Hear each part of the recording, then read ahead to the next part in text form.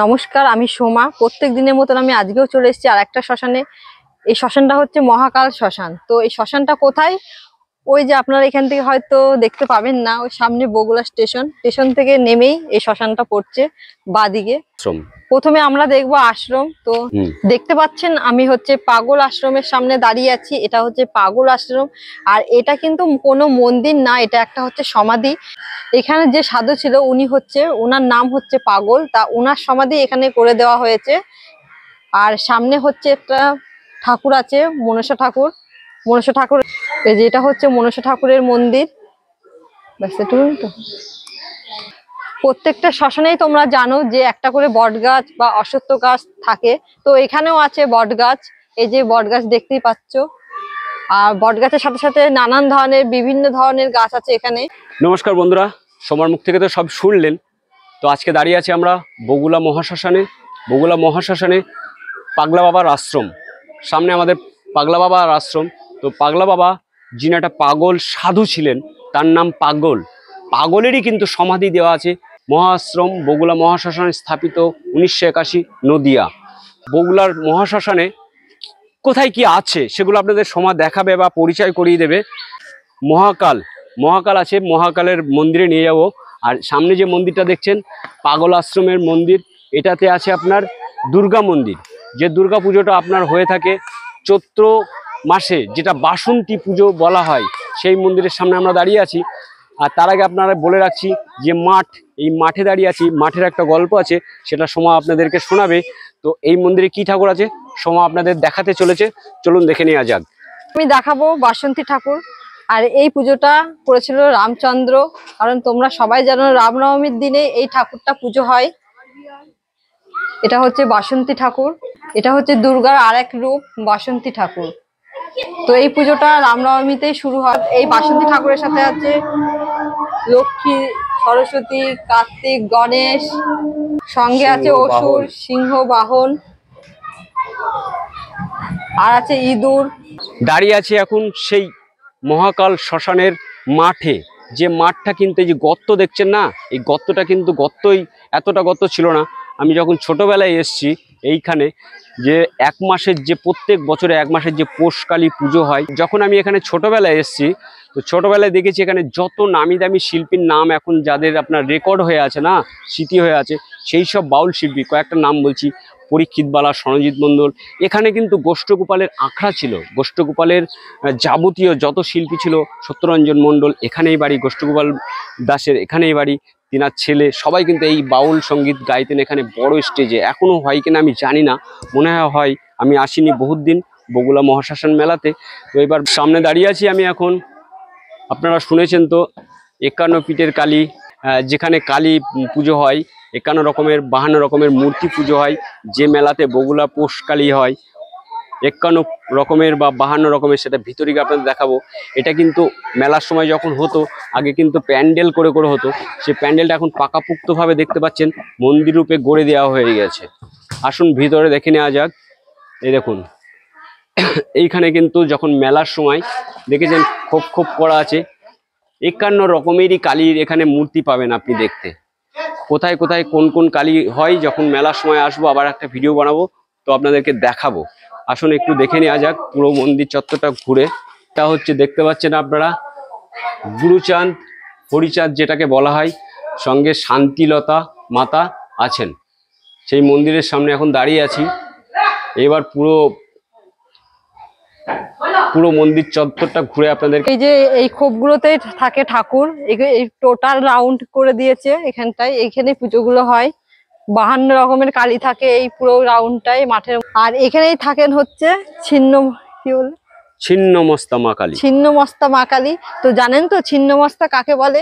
নিজের মুন্ডু ছেদ করে হাতে রেখেছিলেন, তাকেই বলে ছিন্নমস্তা কালী। ছিন্নমস্তা কালীরই আসন এইটা। তো ছিন্নমস্তা কালীর আসন হচ্ছে এইটা, এখানেই পুজোটা হয়। আর এই চারি সাইড দেখে নিন, ঘুরে ঘুরে দেখিয়ে দিলাম আপনাদেরকে। দেখুন পুরো চারি সাইডটা দেখে নিন। কিছু কিছু এখানে কিন্তু মূর্তি তৈরি হয়ে গেছে, জানি না এগুলো কিসের মূর্তি। এই যে এখানে কিছু মূর্তি তৈরি হয়ে গেছে অলরেডি, দেখতে পাচ্ছেন মাটির মূর্তি, সেগুলো সম্ভবত ওই মেলার সময় দেখানো হবে আপনাদেরকে, মূর্তিগুলো রেডি করা হয়নি। তো তার আগে এখানে সোমা দুটো গাছ দেখাবে আপনাদের। দুটো গাছ আপনারা নিশ্চয়ই দেখে থাকেননি, সেই গাছ দুটোর সঙ্গে সোমা আজকে এক্ষুনি আপনাদেরকে পরিচয় করে দেবে কি কি গাছ। এটা হচ্ছে বয়রা গাছ। তো বয়রা গাছ সচরাচর দেখা যায় না, তো বয়রা গাছ কি কাজে লাগে, কি হয়, তো সেটা তোমাদের জানাই। এই বয়রা গাছ যখন ছোট ছোট বাচ্চারা যখন ভয় পায়, তো তাদের বালিশের নিচে রেখে দেয়। আবার এই ফল দিয়ে কবিরাজি ওষুধ তৈরি করে। এবার আপনাদেরকে দেখাবো তামাল গাছ। এই তামাল গাছ তো আমি এই প্রথম দেখছি বগুড়া শ্মশানে, আর এই গাছটা বিদেশে প্রচুর টাকা দাম। তো জানি না এই গাছ আর কোথায় কোথায় আছে। আমার মানে আমি এত বড় হয়েছি, আমার জীবনে ফার্স্ট টাইম আমি দেখছি এই তামাল গাছটা, আর এই নামটা আমি প্রথম শুনলাম। সম্ভবত এটা কবিরাজি গাছ, যারা কবিরাজ করেন তারাই জানেন একমাত্র যে কি কি কাজে লাগে না দেখছেন লাগে। তিনার নাম হচ্ছে অঘরী গোসাই। যেভাবে বসে আছে দেখেছেন, সামনে কিন্তু একটা হোম করা আছে, মনে হচ্ছে যেন মূর্তিটা মূর্তি নয়, এটা কিন্তু জলজ্যান্ত মনে হচ্ছে বসে আছে, কিন্তু ইনি কিন্তু এখন মূর্তি হয়ে গেছে। কিভাবে হয়েছে সেটা আপনাদেরকে শোনাবো, আসুন। যিনার মূর্তিটা দেখলেন তিনার নাম হচ্ছে অঘরী গোসাই। ইনি হচ্ছে বগুড়ায়, আমি যখন ছোটবেলায় এসেছি আমার পিসিমার সঙ্গে, তখন ইনি কিন্তু জীবিত ছিলেন। তো ইনার একটা গল্প নয়, সত্যি সত্যি ইনি কিন্তু অন্য একজনের রোগ উনি কিন্তু বহন করেছিলেন। তিনার রোগ ভালো হয়ে যায়, তিনি কিন্তু ভালো হয়ে যায়, ওনার রোগটা ইনি নিয়ে নেয়, বহন করে নেন। তারপরে ইনি কিন্তু ওই রোগটা বহন করার পরে ওনার হয়ে যায়। রোগটা হচ্ছে টিবি রোগ ছিল সেই লোকটা। উনি বহন করার পরে ওনার কিন্তু টিবি রোগ এসে যায় ওনার শরীরে। তারপর থেকে কিন্তু আস্তে আস্তে উনি বিছানা সহ্যগত হয়, বা এইভাবে আস্তে আস্তে উনি মৃত্যুর মুখে ঢলে পড়েন। আস্তে আস্তে উনি এখানে মৃত হয়ে যায় বগুড়ার শ্মশানেই। ওনার বাড়ি ছিল নৈহাটিতে। তারপরে ওনাকে এখানেই কিন্তু সমাধি দেওয়া হয়েছে। তিনার সমাধির সামনে আমি দাঁড়িয়ে আছি। আপনি ভাবছেন যে হয়তো এটা মন্দির নয়, এটাও একটা সমাধি স্থান। তো ইনার নাম হচ্ছে অঘরী গোসাই। এই অঘরী গোসাই থাকতেন কোথায়? এখানে কিন্তু শ্মশানকালী আছে, শ্মশানকালী আপনাদের দেখাবো। শ্মশানকালীর সামনেই ছিল ওনার আশ্রম।